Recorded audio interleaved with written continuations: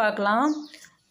Root 18ன்னு இருக்குது. இது எப்படி பிரித்து எழுதிக்கலாம் அப்படின்னா ரூட் 18 9 18ன்னு எழுதிக்கிற முடியும். Plus root 2 divided by 4 the whole square.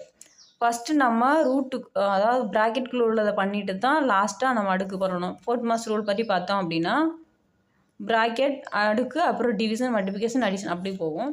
இப்போ நம்ம ப்ராக்கெட்குள்ளே உள்ளதை ஃபஸ்ட்டு பண்ணிக்கலாம். இப்போ ரூட் 9 வெளி நம்மளுக்கு தெரியும் 3 அப்படின்ட்டு வெளியில் எடுத்துக்கலாம். Root 2 plus root 2 divided by 4.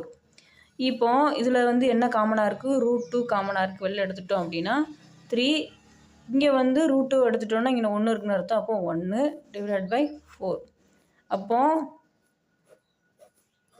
Bracket square இருக்குது.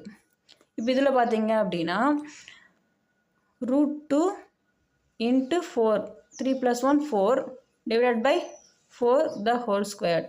அப்போது நம்ம 4 கேன்சல் பண்ணிக்கலாம். அப்போ என்ன வரும்? நம்மளுக்கு ரூட் 2 த ஹோல் ஸ்கொயர்னு வரும். நம்மளுக்கு ரூட் 2 த ஹோல் ஸ்கொயர்டு அப்படின்னா ரூட்டோட வேல்யூ 1/2.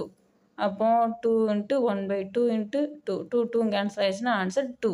அப்போ இந்த சமுக்கு ஆன்சர் பார்த்தீங்கன்னா 2. இந்த வீடியோ உங்களுக்கு யூஸ்ஃபுல்லாக இருக்குன்னு நினைக்கிறேன். பிடிச்சிருந்தால் லைக் பண்ணுங்கள், சேனலை சப்ஸ்கிரைப் பண்ணுங்கள். தேங்க்ஸ் ஃபார் வாட்சிங்.